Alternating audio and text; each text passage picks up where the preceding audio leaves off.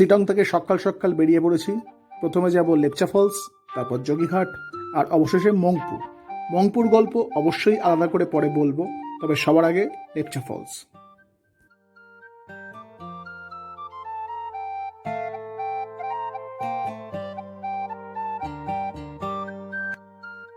সিটং থেকে 7 কিলোমিটার দূরে অবস্থিত জগিঘাট, আর জগিঘাট যাওয়ার পথে ঠিক 1 কিলোমিটার আগে পড়বে লেপচা ফলস। মেন রাস্তায় গাড়ি দাঁড় করিয়ে পাহাড়িয়া সরু আঁকাবাঁকা পথের 15 মিনিটের একটা ছোট্ট ট্রেক করে তবে পৌঁছানো যাবে লেপচা ফলস। পাহাড়ি জঙ্গলের এই রাস্তা দিয়ে মূল জায়গায় পৌঁছানোটাই একটা আলাদা প্রাপ্তি। আমাদের পথপ্রদর্শক ছিল স্থানীয় কিছু খুদে বন্ধু, পাহাড়ি ওই নদীর মতোই ততটাই চঞ্চল ওরা। লেপচা ফলসের জল এসে মিশেছে রিয়াং নদীতে, আর এই রিয়াং নদী থেকে ধরা মাছ দিয়ে মাছ ভাজা ভেজে খাওয়ার নিমন্ত্রণও জানিয়েছিল আমাদের ওই খুদে বন্ধুরা। হাতে সময় কম, তাই সেই আমন্ত্রণে আর সাড়া দেওয়া হয়ে ওঠেনি। সময় সুযোগ হলে আবার ফিরে আসার কথা দিয়ে এগিয়ে চললাম জগিঘাটের উদ্দেশ্যে। লোয়ার সিটংয়ের রাস্তা দিয়ে জগিঘাট আসার পথে চোখে পড়বে বেশ কিছু কমলালেবুর বাগান, আর তারপরেই দুই বাহু প্রসারিত করে অভিনন্দন জানাবে জগিঘাট ব্রিজ। সিটংয়ের সাথে মংপুর যোগাযোগ স্থাপন হয়েছে এই জগিঘাট ব্রিজের মাধ্যমে। স্থানীয়দের কাছে এক পবিত্র স্থান হিসেবে গণ্য হয় এই জগিঘাট ব্রিজ, আর তারই নিদর্শন হিসেবে এখানে এলে দেখা যাবে লাল, নীল, হলুদ, সবুজ হরেক রঙের প্রার্থনা পতাকা সারিবদ্ধভাবে সাজানো।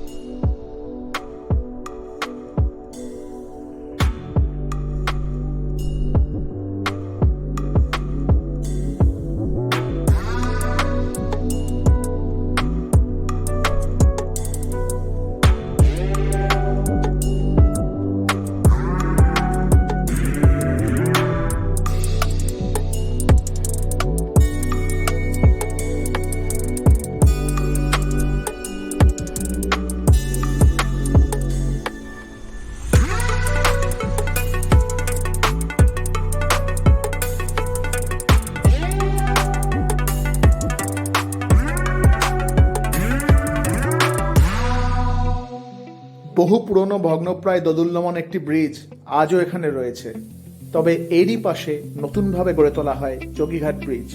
2015 সালে বাবা রামদেব এসে সেটির উদ্বোধন করেন। 74 মিটার লম্বা ও 5 মিটার চওড়া এই ব্রিজের নিচ দিয়ে নিজস্ব ছন্দে বয়ে চলেছে রিয়াং নদী। লেপচা ঝর্ণার জল এসে মেশা রিয়াংয়ের রূপকে দেখতে পর্যটক সমাগম এখানে লেগেই থাকে। ব্রিজের ওপর থেকে রিয়াংকে দেখে ঠিক মন ভরছিল না, তাই রিয়াংয়ের সান্নিধ্য পেতে এগিয়ে চললাম নিচে রিয়াংয়ের কোলে।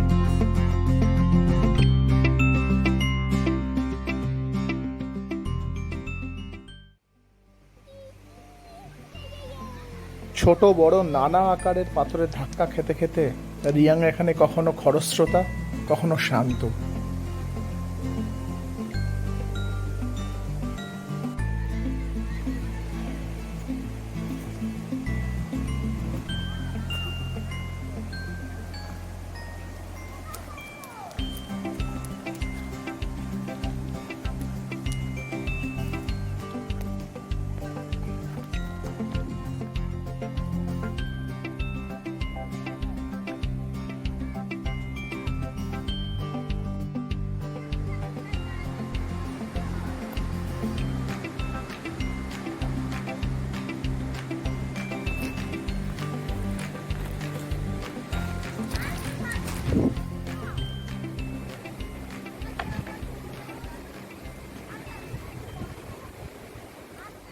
পাথরে বাধা পেয়ে রিয়াংয়ের কোলে তৈরি হয়েছে অজস্র ঝর্ণা, পর্যটকদের জন্য যা অবশ্যই বাড়তি পাওনা, যার জেরে শীতের মরশুম ভোর রিয়াংয়ের পাড় জুড়ে বসে যায় পিকনিকের আসর।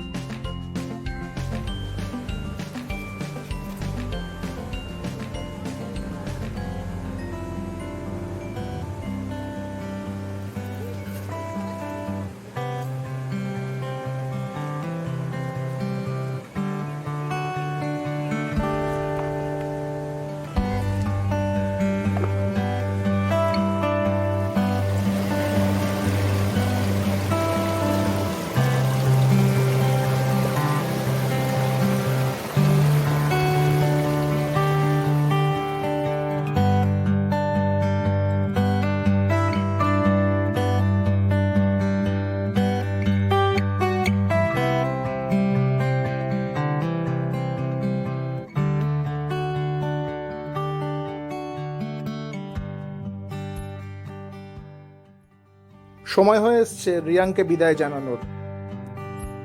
জগিঘাট ব্রিজের পাশেই নজরে পড়ল বেশ কতগুলো হোটেল। সেখান থেকেই লাঞ্চটা সেরে উঠে পড়লাম গাড়িতে। উদ্দেশ্য মংপু।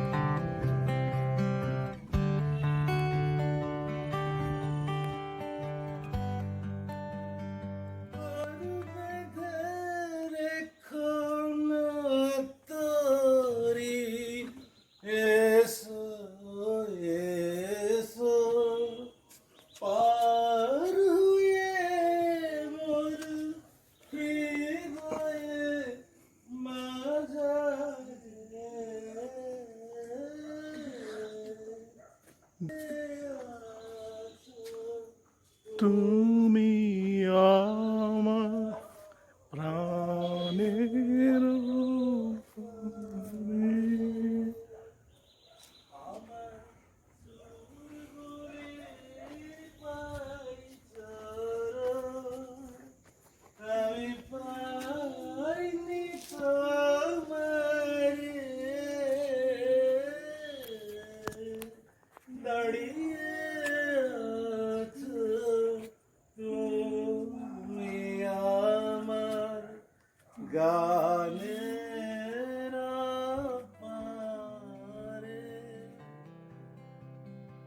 সিনকোনা ফ্যাক্টরির পাশে অবস্থিত এই বাড়িটি মংপুর পরিচিতির প্রধানতম কারণ। না হন্যতে স্রষ্টা মৈত্রেয়ী দেবীর আমন্ত্রণে ও মংপুর টানে রবীন্দ্রনাথ ঠাকুর 1938 থেকে 40 অব্দি মোট 4 বার এই বাড়িটিতে এসে বসবাস করেন। এইখানে থাকাকালীন তিনি এঁকেছেন অজস্র ছবি, স্থানীয়দের দিয়েছেন সুচিকিৎসার পরামর্শ। তিনি 12টি কবিতা লিখেছেন, যার মধ্যে উল্লেখযোগ্য হল জন্মদিন, ছেলেবেলা, নবজাতক, বাসাবদল ইত্যাদি। দীর্ঘ 80 বছরের শেষ জন্মদিন পালনটিও তিনি করেছিলেন এই বাসভবনেই। কবিগুরু স্মৃতি বিজড়িত এই বাড়িটিতে আজও সংরক্ষিত আছে তার ব্যবহৃত অজস্র জিনিস, যেমন মেহগনি কাঠ নির্মিত খাট, পড়ার টেবিল, অসংখ্য চিঠিপত্র সহ আরো অনেক কিছু। मैत्रेयी देवी जो एक राइटर है ना हन्यते जो लिखा हुआ ना, मैत्रेयी देवी, हाँ मैत्रेयी, हाँ, इधर था तो उसने गुरुदेव को निमंत्रण किया। अच्छा, तभी गुरुदेव इधर आए।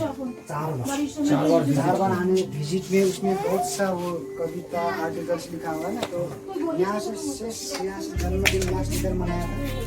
जाने के बाद देहांत 1941 में, तभी 1941 में देहांत होने के बाद 1944 28 मई में ये जो सरकारी बंगला था उसको कन्वर्ट हुआ म्यूजियम। गवर्नमेंट ने नाम दिया